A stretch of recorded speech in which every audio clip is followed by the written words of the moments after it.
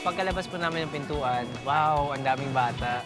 Sobrang saya kasi kami yung in charge sa game. So yung first game namin, newspaper dance, gagawin namin ang lahat para manalo kasi I really wanted them to get the prizes.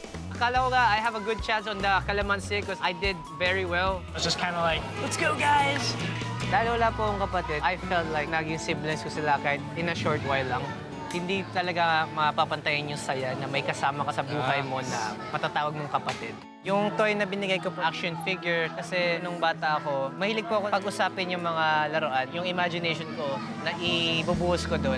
Pinili ko yung teddy bear kasi teddy bear yung naging best friend ko para hindi ako malungkot kung wala sa tabi ko yung mommy ko. Hey guys, so the toy I got was a set of building blocks. When we were talking and eating, he just seemed very makulit, and I kind of saw myself in him.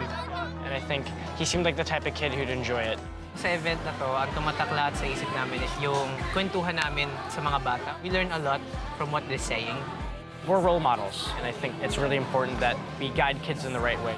Nakikita namin sa mga bata kung paano maging totoo sa sarili nila. They're not shy to express themselves at this point of the competition. It's time to be brave, take risk. Doing it for the people we love and, you know, for kids like these. We have to be strong.